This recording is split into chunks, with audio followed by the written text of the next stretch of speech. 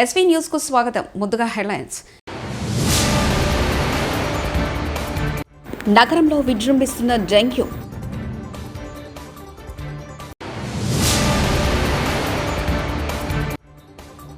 Revanth Reddy blackmail రాజకీయాలకు పాల్పడుతున్నారు. హరీష్ రావు.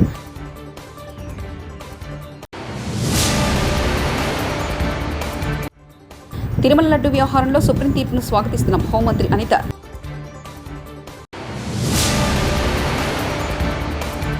విద్యుత్ దీపకాంతుల్లో కనకదుర్గమ్మ ఆలయం దగదగలు. డ్రోన్ దృశ్యాలు.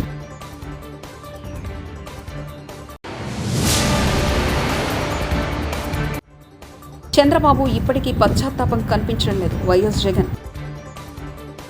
నగర వాతావరణంలో ఏర్పడుతున్న మార్పులు, ప్రత్యేకించి ఈశాన్య రుతుపవన ప్రభావిత వర్షాలు ప్రారంభమవుతున్న సమయంలో డెంగ్యూ, చికెన్ గున్యా జ్వరాలు వ్యాపిస్తున్నాయి.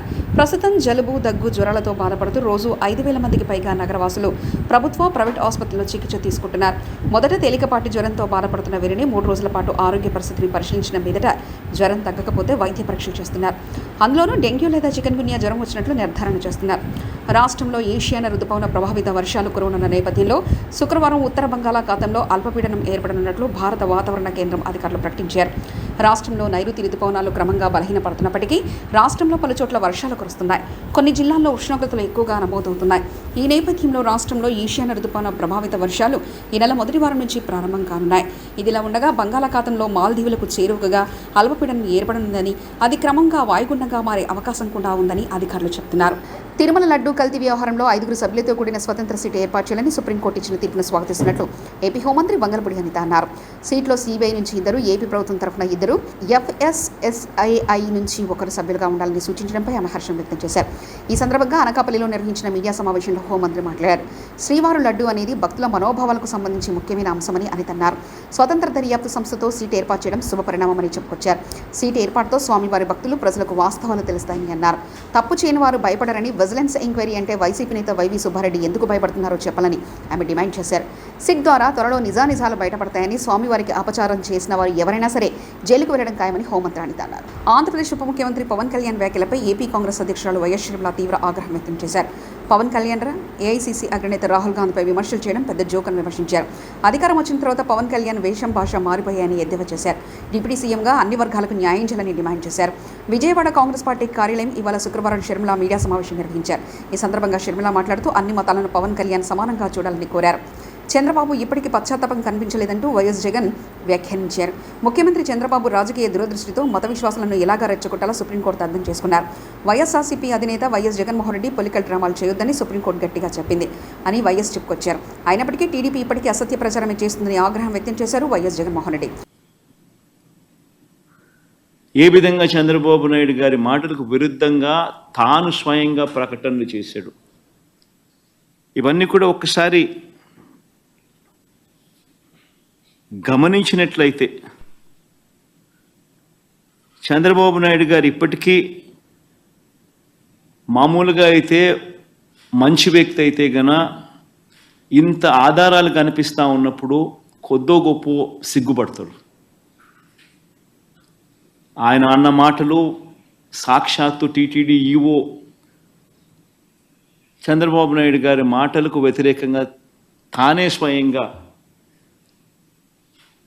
చెప్పిన మాటలు, ఇన్ని సాక్ష్యాధారాలు కనిపించినప్పుడు మామూలుగా ఎవరైనా కూడా దేవుడి విషయంలో తప్పులు జరుగుతూ ఉన్నప్పుడు, తప్పులు చేసినప్పుడు దేవుడు అంటే భయము, భక్తి కాస్తో కూస్తో ఎవరికైనా ఉన్న వ్యక్తి ఎవరైనా కూడా ఒకవేళ ఉంటే, ఆ భయము భక్తి ఎవరిలో అయినా కూడా ఉంటే పశ్చాత్తాపం అనేది ఎక్కడో చోట రావాలి. ప్రజలకు క్షమాపణ చెప్పే కార్యక్రమం అనేది ఎక్కడో ఒకచోట జరగాలి.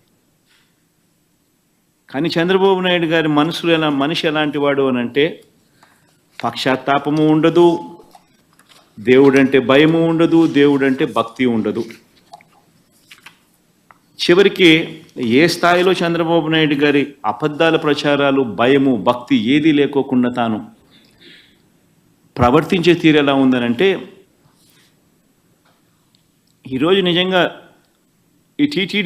ఈ టీడీపీ సాక్షాత్తు Telugu Desam party website, Telugu Desam party official website నుంచి ట్విట్టర్లో ట్విట్టరే కదా ఇది. ట్విట్టర్లో చంద్రబాబు నాయుడు గారు పెట్టిన పోస్టింగ్ ఇది.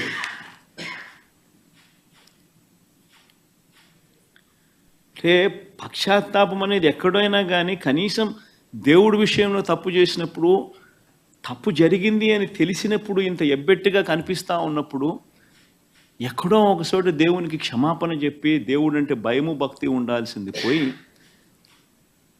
ఈ రోజుకి కూడా తన అబద్ధాలు, తన దుర్బుద్ధి, తన దుష్ప్రచారము ఏ స్థాయిలో ఉంది అంటే వరంగల్ డిక్లరేషన్ అమలు కోసం ఢిల్లీలోని ఏఐసీసీ అగ్రనేత రాహుల్ గాంధీ ఇంటి ముందు ధర్నా చేస్తామని మాజీ మంత్రి సిద్దిపేట ఎమ్మెల్యే తన్నీరు హరీష్ రావు అన్నారు. దసరా తర్వాత ఢిల్లీ వెళ్దామని చెప్పారు. తొర్రూరులో బీఆర్ఎస్ పార్టీ ఆధ్వర్యంలో మహాధర్నా జరిగింది. ఈ కార్యక్రమంలో హరీష్ రావు పాల్గొని మాట్లాడారు. రైతుల రుణమాఫీ చేసే వరకు వదిలిపెట్టమని హెచ్చరించారు. కాంగ్రెస్ ప్రభుత్వం ఇచ్చిన హామీలపై రాహుల్ గాంధీ స్పందించారు. సీఎం రేవంత్ రెడ్డి ఒక చేతిలో రాజ్యాంగం, మరో చేతిలో రౌడీయిజం చేస్తున్నారని మండిపడ్డారు. కేసీఆర్ది రైతు గుండె, రేవంత్ది రాతి గుండె అని హరీష్ రావు విమర్శించారు. రాహుల్ గాంధీ ఓట్ల ముంగట వచ్చి నాది బాధ్యత, నాది భరోసా అన్నాడు. ఇగో రాహుల్ గాంధీ వరంగల్లో రైతు డిక్లరేషన్ చేసిండు. ఇదే వరంగల్లో రైతు డిక్లరేషన్ చేసి మా కాంగ్రెస్ పార్టీని గెలిపియండి, నేను ఇవన్నీ చేసి పెట్టా అని మాట్లాడిండు. ఏమున్నాయో నేను అడుగుతా, మీరే చెప్పాలి. మొదటిది ఏమన్నాడు, కాంగ్రెస్ ప్రభుత్వం ఏర్పడిన వెంటనే 2 లక్షల రుణమాఫీ అందరికీ చేస్తాం. అయిందా? రెండవది, భూమి ఉన్న రైతులకు, కౌలు రైతులకు ఎకరానికి 15,000 రూపాయలు ఇస్తా. వచ్చినాయే 15,000. మూడవది, భూమి లేని ఉపాధి హామీ కూలీలకు ఏడాదికి 12,000 ఇస్తా. వచ్చింది ఎవరికన్నా? నాలుగవది, మూతబడిన చక్కెర కర్మాగారం పసుపు బోర్డు తెరిపిస్తా. తెలిసినారే?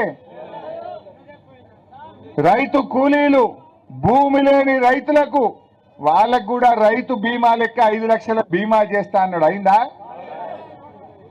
ఉపాధి హామీని వ్యవసాయానికి అనుసంధానం చేస్తా అన్నాడు. అయినాదే? పోడు భూములు, అసైన్డ్ భూములకు పట్టా భూములతో సమానంగా యాజమాన్య హక్కులు ఇస్తా అన్నాడు. అయినాయి? వచ్చినాయి పట్టాలు?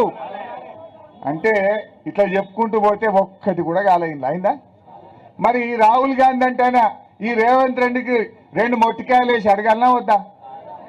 ఇప్పుడు నువ్వు మళ్ళోసారి రాహుల్ గాంధీ వచ్చి చెప్తాడు, నమ్ముతాడా? పాలకుర్తిలా ఇంకెవడన్నా నమ్ముతాడా?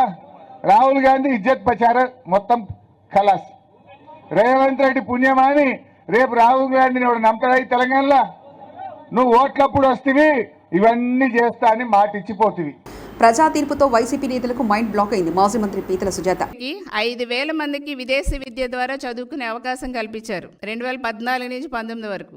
కానీ మీరు వైసీపీ గవర్నమెంట్ వచ్చిన తర్వాత ఎంతమందిని పంపారండి? ఫారెన్ స్టడీస్కి బలహీన వర్గాలకు చెందిన వాళ్ళని, దళితుల్ని, ఎంతమందిని పంపించారు? ఒక్కనైనా పంపించారా జగన్మోహన్ రెడ్డి గారు? మళ్ళా మేము కూటమి ప్రభుత్వంలో మళ్ళా విదేశీ విద్య పెడుతున్నాం. మళ్ళా కొంత వేల మందిని మేము చదివిస్తాం ఫారెన్ పంపించి, వాళ్ళ కాళ్ళ మీద వాళ్ళు నిలబడేలా చేస్తాం. అదే కూటమి యొక్క లక్ష్యం.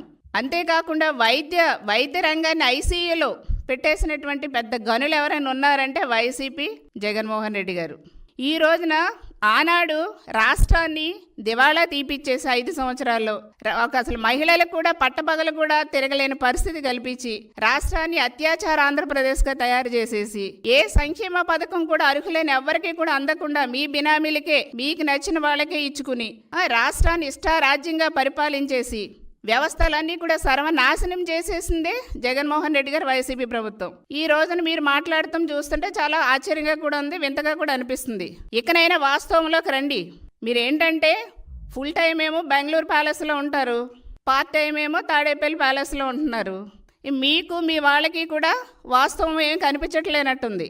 ఏదో దిమ్మ తిరిగి మైండ్ బ్లాక్ అయిందంటారు కదా. ఇంకా 151 సీట్ల నుంచి 11 సీట్లకు వచ్చేసరికి ఆ మైండ్ బ్లాక్ అయిపోయింది. దాంట్లో నుంచి ఇంకా బయటికి రావట్లేదు ఎవరు. మీరు ఇంకా ఈ టైప్లోనే ఫేక్ ప్రచారాలు, ఫేక్ మాటలు మాట్లాడటం ఆపకపోతే, మానుకోకపోతే ఇప్పుడున్న 11లో నుంచి కూడా ఒకటి కూడా రాబోయే రోజుల్లో మీకు వచ్చే పరిస్థితి లేదు, ప్రజలు కూడా మీ యొక్క చేష్టలు, మీ యొక్క వ్యవహార శైలి, మీ యొక్క మాటలు కూడా అన్నీ గమనిస్తున్నారు. కాబట్టి ఇకనైనా మార్చుకోవాలనేసి కూడా నేను ఈ సభా వేదిక నుంచి కోరుతున్నాను.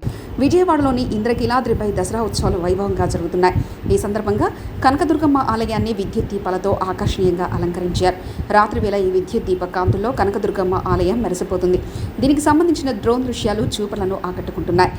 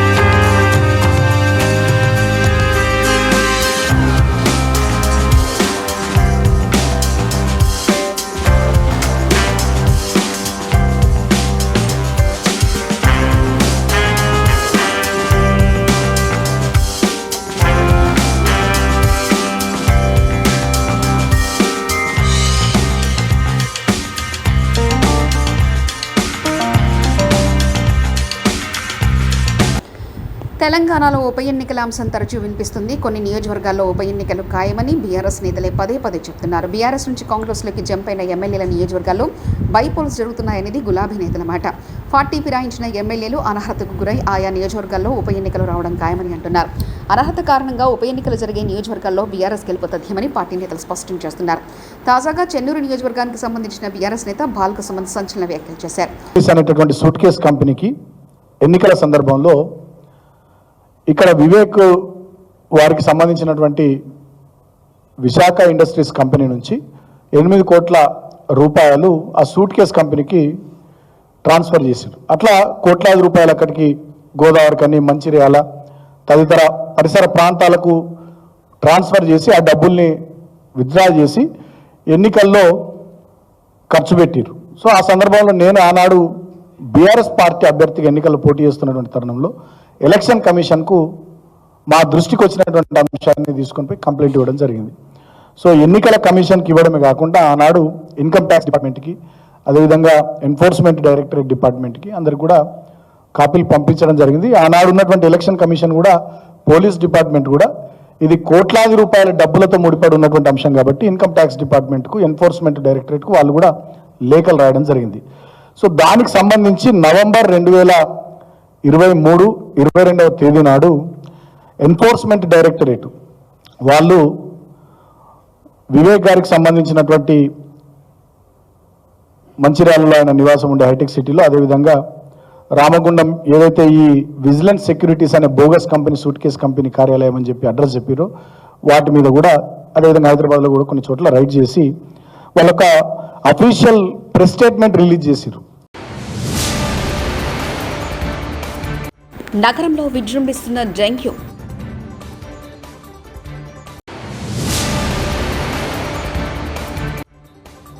రేవంత్ రెడ్డి బ్లాక్ మెయిల్ రాజకీయాలకు పాల్పడుతున్నారు. హరీష్ రావు.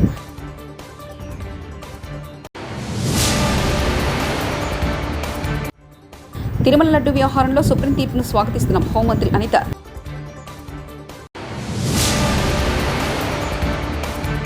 విద్యుత్ దీపకాంతుల్లో కనకదుర్గమ్మ ఆలయం దగదగలు. డ్రోన్ దృశ్యాలు.